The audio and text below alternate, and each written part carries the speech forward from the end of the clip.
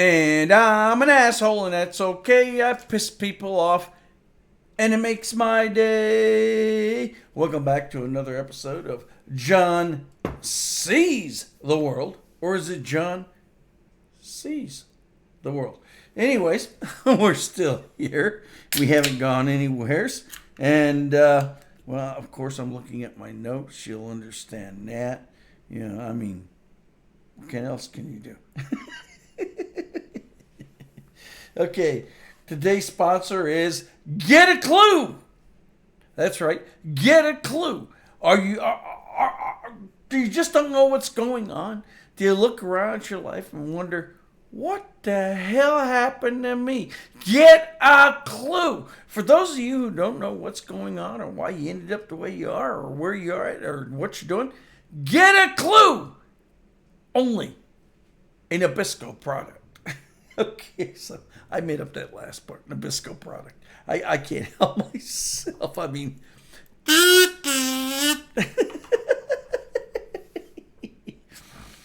okay. Now, my name being John, of course, means that at one point or another, I was called Jack as well. Now, I've had quite a few people call me Jack. You know, and Jack this, Jack that, Jack the other. Unfortunately, most of them were followed by the word ass, so jackass, jackass, jackass. I just thought I'd share that with you. Of course, let me hoist a beer. Richard isn't with us tonight. Couldn't make it. Had other obligations, which is fine. These things happen. You know, and sometimes your co-host can't be there. And we carry on, don't we? Okay, so oh, yeah. This one, it really struck me as funny. I'm still sitting here going, oh, WTF, and we all know what that means. What to follow, as per my friend Mike, who came up with that. He actually wrote an email to our boss, WTF, what to follow. Well, as you can imagine, that was an interesting conversation, which I heard about. Anyways, I just thought it was funny that Republicans in Georgia are sending out flyers to Republicans in Texas to attend their function. Okay? It comes with food, music, Republican elected officials like Mike Collins. My only question is, there were so few people that told you, so many people that told you to fuck off. We don't want to come to your celebration of hate and diversity, and divisiveness rather, that they had to send emails all the way to Texas. Well, not emails, but flyers all the way to Texas to invite them to attend. Wow. That's telling me a lot about the Republican Party and where it's going. Now, as you can see, I'm wearing my Indian t-shirt, oldest motorcycle company in America. Yes, they did make bikes before Harley Davidson. So, live with it. I'm just glad to see them come back as a brand, after being gone for so many years. Unfortunately, they weren't putting bikes out during the time I used to ride. And be honest about it, if you owned a Harley Davidson, parts tended to fall off, and then, you'd park it and people go, what's the oil spot? Well, it's marking its place, but you only get away with that so many times, right? Personally, I rode a Triumph TT Legend, Thunderbird 900. May not seem like a lot to some people, but I could hit 70 in second gear with that bike. Anyways, at one time, and without realizing it, of course, I used to go to the secondhand store, the Goodwill store what have you, the general whatever it was, I forget. But I used to go to these stores to look for clothing. I never had much money out after I graduated from high school. It was my responsibility to clothe myself. And I found this shirt in one store that I fell in love with. Now, it was a simple shirt, buttons on the left hand side, which I was like, okay, that's kind of weird, but cool. And you button it down. It was like a rayon wool type of thing, and you could just like pull it over your head, like a pullover, even with the buttons all buttoned, and it was always loose and comfortable and whatnot. It wasn't until years later that I found out, well, buttons on the left hand side means you're wearing a woman's shirt. Now it kind of made sense. I was like, okay, I can understand that. He understands. I can understand that.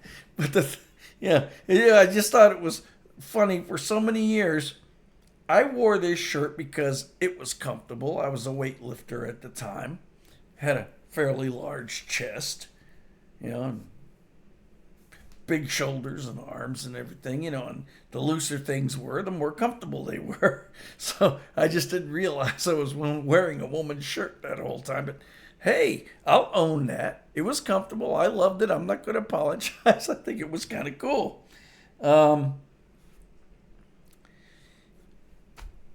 I used to work for General Dynamics Electric Boat Company. Oh, please don't sue me. God, please don't sue me. You guys are too big. I can't see you back.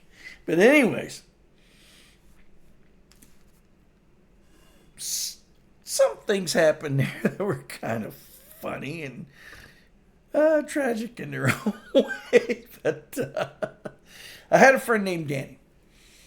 Now, Danny was from the southern U.S., much like myself. I came out of Texas when I went to work for General Dynamics Electric Boat Division in Groton, Connecticut. Don't sue me. I'm going to tell you. Don't sue this motherfucker. He doesn't know what he's saying. Never mind.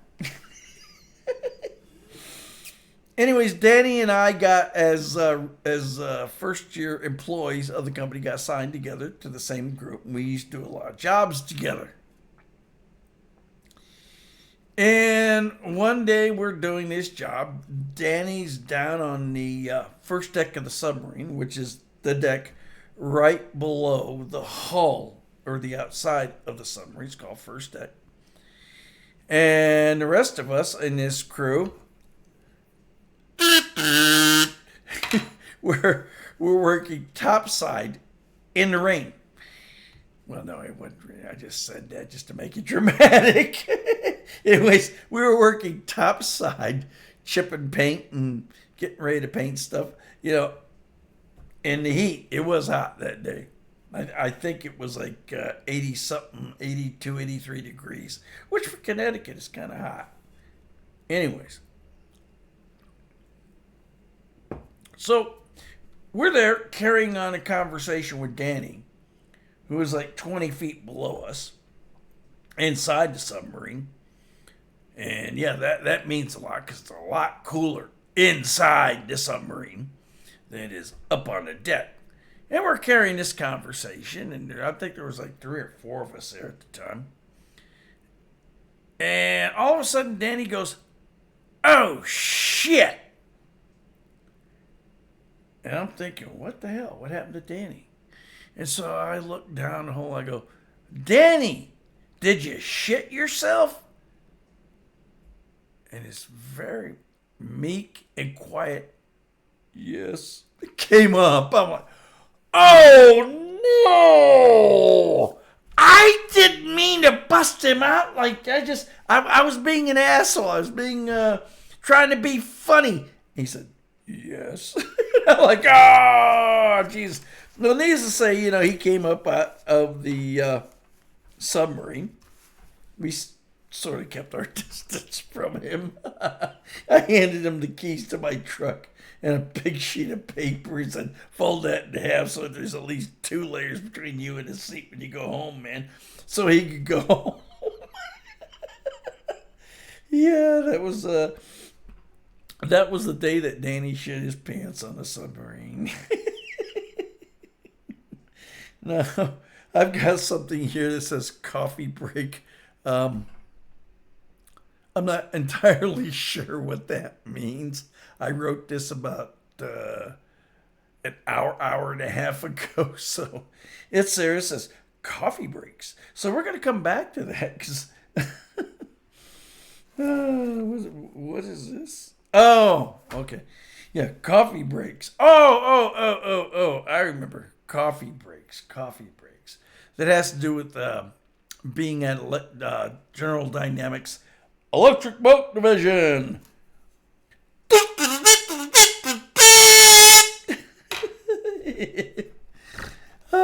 Yeah. You know, sometimes they'd have Danny and I working in a space that would take us, or at least one of us, 45 minutes to get into. See, one guy, if you're going into an enclosed space, you have to have one guy going in and then one guy standing guard over that space to make sure the guy going in doesn't suffocate or die. Now you're going, what are you talking about? Well, sometimes on submarines, they have what we call ballast tanks, and somebody goes in there and there might be some bad air or gas in there and it kills them. It happens. It's very, very, very rare, but it happens. So Danny and I's day would start at 7 o'clock in the morning. 7 o'clock in the morning, we're with everybody else. We're marching to the sub and whatnot, and we're assigned to work on. And we have our work orders for the day, or work order, whatever the case may be. But I may have to, it's either myself or Danny may have to put on a sort of environment suit, more of a protective suit against paint rather than atmosphere. And we put on a mask with a face shield over it and such. So our beautiful little faces were framed there like that. And the guy all dressed up, it would take about 45 minutes, tape him off and everything else. He'd go down, he'd get in the hole. By this time, it's just a little after 8, maybe 8:15, 8:20. And so he'd be down there for a while doing what he had to do, and you're just, whoever's, not in the hole is watching him. And then after, a while or whatnot, he'd look up. Coffee. Yeah, it usually come about 9:30, 10 o'clock in the morning. Coffee. So then he'd have to climb up out of the hole, and you would have to help him out, out of the tank and such. And you take, you pull all the tape off and take his mask off and whatnot, and he wouldn't bother with the suit because it'd take too long to get out of that. And you and your buddy would go off for a coffee. And you'd be gone 15, 20 minutes, just to go down to the carpenter shack where they sell coffee for I think it was 15 cents a cup. No, it wasn't free at General Dynamics Electric Boat Division. Believe me, I know how it feels, man. I've worked at radio stations whose ratings were horrible and still had free coffee. But you had to pay 15 cents at the carpenter shack to get a cup of coffee back. And that was a pretty decent, big, tall, hot cup of coffee. Then you drink that coffee, go back to your little tank or whatever it was that you were working on the sub. And the guy who had to go back in there would take another 15, 20 minutes to get his mask on, get taped off, and get taken care of and whatnot before he go back down in. And that was our coffee breaks when we were working for General Dynamics Electric Boat Division. Notice how I keep saying General Dynamics Electric Boat Division. I know, it doesn't matter to this story, but I thought it was fun.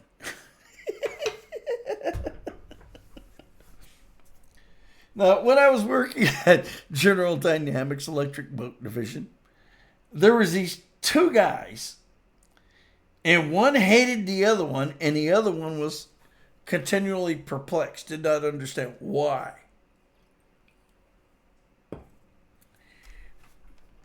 Now, I'm going to identify them by their last names only. And one guy was named Little Lear. Yes, I do remember his first name, but I'm going to try not to repeat it on this post. I don't want to get sued. And the other one was named Greenie. Now, Little Lear was reactive and opinionated and funny in his own way. Greenie, on the other hand, was oppressed and did what he was told and didn't like not doing what he was told and always afraid and such. Well, needless to say, Little Lear, whose family was French Canadian but ended up in the States, he was pretty opinionated. He was hot-headed. That's all there was to it. He was hot-headed. Now, Greenie on the other side tried not to be hot-headed, tried to deal with this situation, in an equable manner. Equable. That's your word for today. Equable. Don't ask me what it means. I'm not going to tell you. You have to look it up. Equitable. Anyways, he would try to end this in an equitable manner, which, of course, never happened. Now, we were all sitting around in the locker room one day.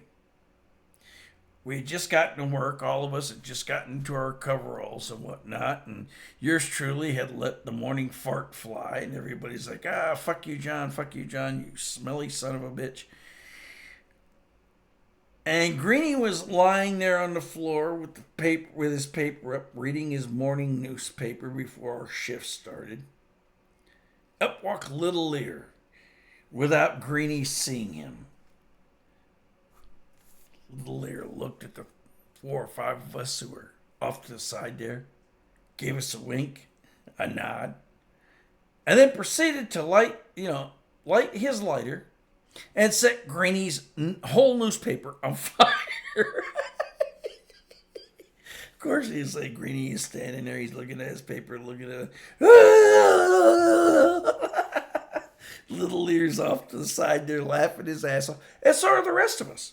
So Greenie doesn't know exactly who did it. He only knows that it was done. Yeah, these guys hated each other. Now, when you're working on a submarine, a lot of times they're in dry dock.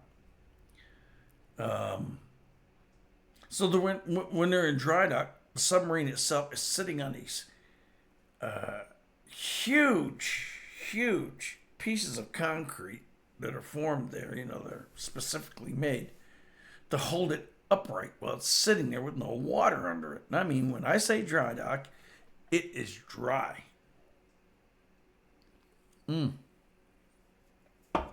Nothing there. So anyways, we were working on one submarine. I can't remember what the name of the damn thing was.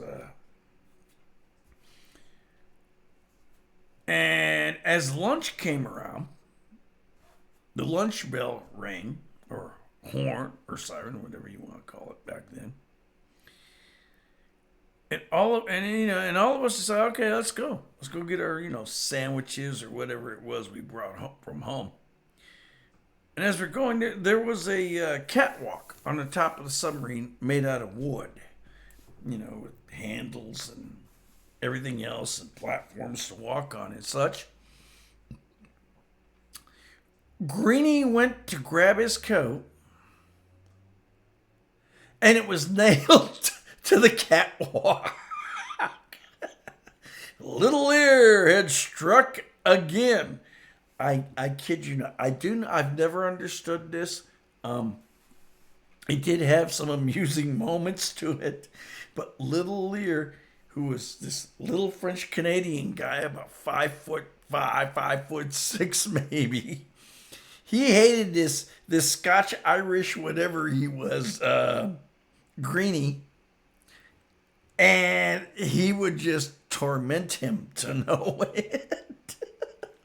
And the rest of us just stood back and enjoyed the show. Okay, you can judge us as you want. Now I'm going to tell you a little. Okay, now if you'll notice at the beginning of each show, I sing a song. It's called "I'm an Asshole." It's based on the Monty Python "I'm a Lumberjack." The music is not the lyrics. And of course, you all know the lyrics. I'm an asshole, and that's okay. I piss people off, and it makes my day. We used to have, once again, I'm in General Dynamics Electric Boat Division. I'm on a submarine. I'm working down in the bilge area with a bunch of guys and whatnot, and some women. And there was one guy in there who would do nothing but complain. His hands always hurt. He had a headache. He just didn't feel like being there. One of the people that trying to make people pay attention to them, console them, give them soothing words and such. Me being me, and having hooked up with another asshole there who was actually from that area in Connecticut. McAdoo! Yes, my friend McAdoo. He was a native of Groton, Connecticut. One of the funniest guys I ever met. Now, mind you, I was in my just beginning 30s when I went there in 87 or 88. When I went there in 88. I think I just turned 30. I turned 30 just before I drove up there in 88. And McAdoo must have been in his 40s or 50s.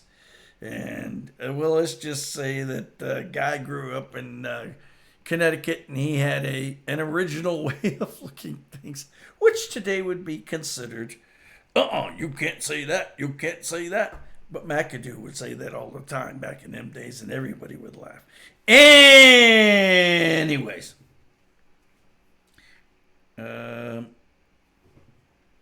We had a guy on our crew named Smitty. And like I said, he was always crying, complaining about something or whatnot. So then I started calling him, well, no, actually, I think it was Mac that started calling him 911 Smitty. Somebody called 911. Smitty's hurt again.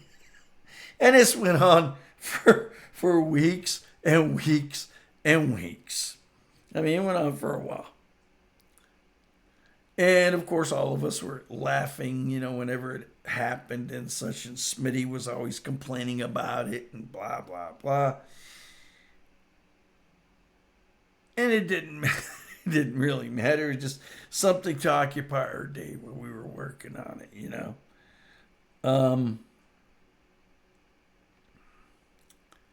Well, I started thinking about the Lumberjack song about that time.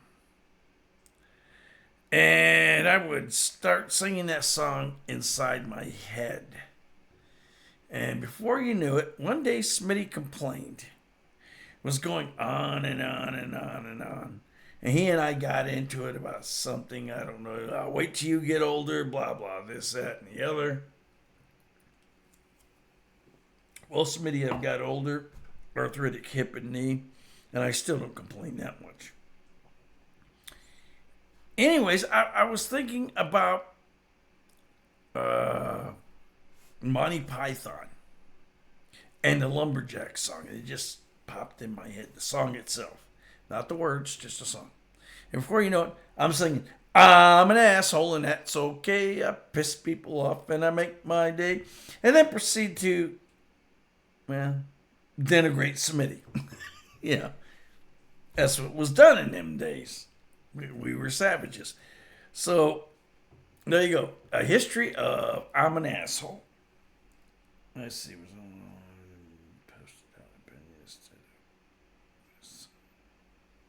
And with that, our stories for tonight are over. I think I got something else here, but I'm not sure what it is. I'm at that point where, what the fuck? I don't know what that means anymore. Maybe I did when I wrote it, but not now.